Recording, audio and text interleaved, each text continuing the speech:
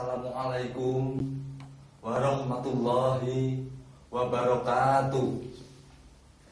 Innal hamdalillah nahmaduhu wa nasta'inuhu wa nastaghfiruh wa na'udzu billahi min sururi anfusina wa min sayyiati a'malina may yahdihillahu fahuwal muhtadi wa man yudlil walan tajida lahu waliyan mursyida.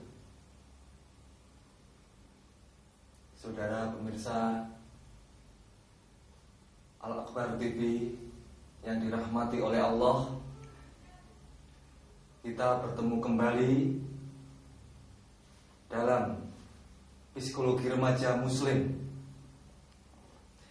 Kali ini tema yang dibawakan adalah belajar dari rasa pahit. Pernah pada suatu ketika ada anak yang dihimpit kemiskinan. Ketika itu ia masih SD. Serba kekurangan merupakan peristiwa yang dialaminya setiap saat. Orang tuanya berjualan jajanan di pasar desa yang lebih sering kurang laku. Betapa ia ingin menghapus kenangan itu karena pahitnya.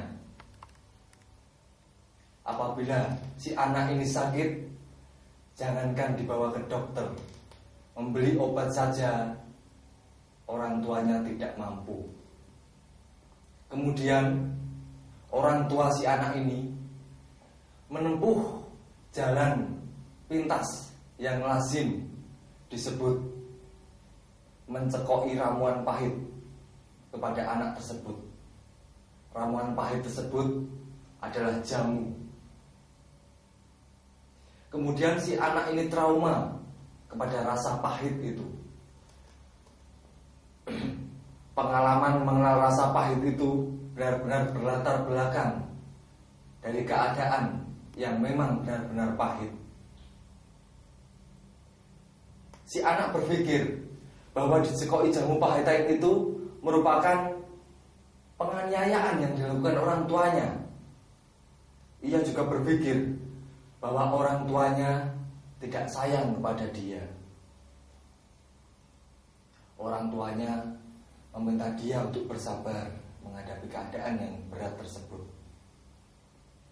Tetapi si anak kecil tersebut terus meronta tanpa mengerti keadaan yang sesungguhnya.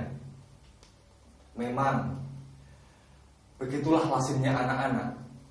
Betapapun dalam kemiskinan, kalau boleh ia akan menyuruh orang tuanya mengambil rembulan. Kemudian dari hari ke hari, setelah ia beranjak dewasa, si anak tersebut mengerti akan keadaan yang sesungguhnya. Ketika melihat ibu si anak berdoa ketika selesai sholat dengan berlinang air mata, si anak terenyuh, kemudian merasa bersalah akan ketidakmengertiannya. Saudara pemirsa Al-Akbar TV yang berbahagia yang dirahmati oleh Allah, cerita tersebut merupakan peristiwa kemiskinan dan rasa pahit yang dialami seseorang. Maka hendaknya peristiwa kemiskinan ataupun kepahitan bisa menjadi tumpuan untuk menjalani kehidupan. Kalau kita menyimpulkan peristiwa tadi, kemiskinan memang pahit. Tidak bisa membeli obat, pasti tambah pahit. Dan jamu pahitan tersebut pasti benar-benar pahit. 3 pahit itulah yang seharusnya menjadi tumpuan seseorang untuk menjalani kehidupan. Kemudian si anak tersebut telah tumbuh menjadi dewasa. dan dia bertaubat kepada Allah Subhanahu wa taala karena merasa bersalah akan anggapannya, kepada rasa pahit kepada orang tuanya, dan tentunya anggapannya kepada Allah Subhanahu wa taala. Pada awalnya si anak tersebut memang memperlakukan kepahitan itu sebagai musuh dan wajib untuk disingkirkan. Saudara pemirsa Al-Akhbar TV yang berbahagia, mari kita lanjutkan. Seperti yang diceritakan di awal tadi,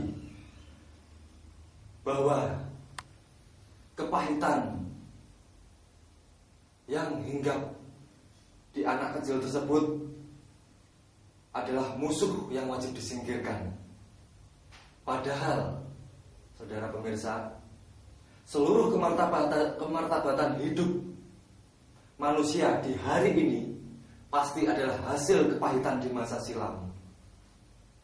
Dan Allah memberikan segala kemudahan yang semuanya diletakkan pada kesulitan, agar manusia selalu belajar, berusaha, dan berdoa senantiasa. Maka di dalam malam ketika anak tersebut sudah sadar akan kesalahannya, dia berdoa, "Ya Tuhanku, sesungguhnya aku telah menganiaya diriku sendiri. Karena itu, ampunilah aku." Kemudian si anak dari hari ke hari memperbaiki kesalahan-kesalahannya. Dia sudah tidak dendam kepada penjual jamu, kepada rasa pahit, dan juga dia berubah anggapannya kepada Allah. Dia ingat akan firman Allah di dalam Al-Quran, yaitu Allah menghendaki kemudahan bagi kamu, tidak menghendaki kesulitan. Dan hendaklah kamu mencukupkan bilangannya, dan hendaklah kamu mengagungkan Allah atas anugerah dan petunjuknya, dan agar kamu bersyukur. Begitu sayangnya Allah kepada manusia, dan dialah yang maha adil. Kemudian di sisi lain, jamu dengan kualitas penyembuhan yang menakjubkan selalu adalah jamu yang bersembunyi di kepahitan. Nama jamu itu adalah brotowali. Berwarna hitam legam, menduduki kasta tertinggi dalam soal kepahitan. Tetapi jangan pernah menyebut diri peminum jamu sejati jika belum sanggup meminum cairan ini. Itu juga sama halnya seperti kehidupan yang kita jalani setiap hari. Hidup yang kita jalani setiap hari penuh dengan lika-liku dan penuh dengan kepahitan-kepahitan. Jangan menduga kita akan naik derajat di hadapan Allah kalau kita belum menempuh kepahitan-kepahitan itu. Kemudian kepahitan-kepahitan itu, apabila manusia tulus menghadapinya, maka Allah senantiasa akan membantu. Dan apabila seseorang itu bertakwa menjalani kepahitan itu, maka Allah akan menunjuki jalan keluar bagi persoalannya dan akan memberi rezeki dari arah yang tidak diduga-duganya. Saudara pemirsa Al-Akhbar TV yang dirahmati oleh Allah, cerita anak kecil yang dilanda kemiskinan tadi dan kepahitan merupakan cerita yang patut kita teladani, patut kita pelajari agar kita tidak memusuhi kepahitan.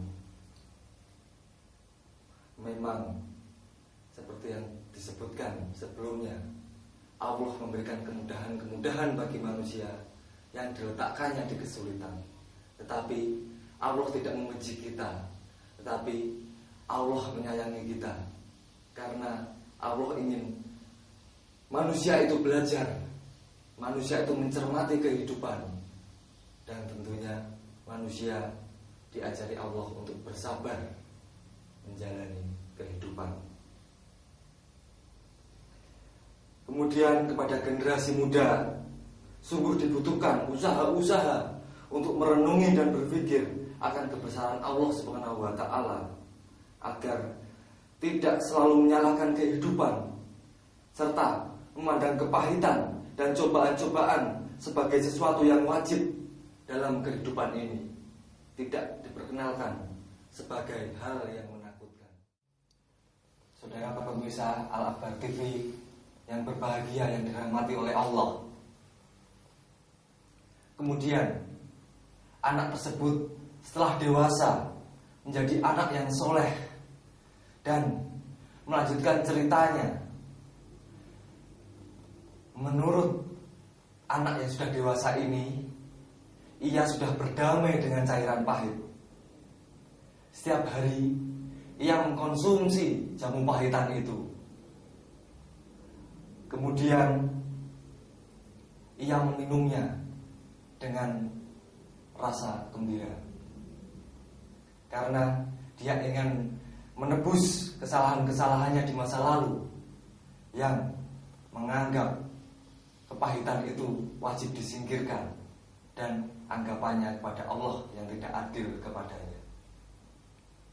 Maka saya sekali lagi mengingatkan kepada generasi muda agar merenungi setiap cobaan-cobaan yang dilimpahkan Allah kepada kita, karena Allah melalui cobaannya itu merupakan kasih sayangnya kepada manusia. Saudara pemirsa, semoga Allah Subhanahu wa Ta'ala memberikan kekuatan kepada kita agar kita selalu bersyukur dan bersabar menghadapi cobaan-cobaan yang dilimpahkan kepada kita. Demikian, wassalamualaikum warahmatullahi wabarakatuh.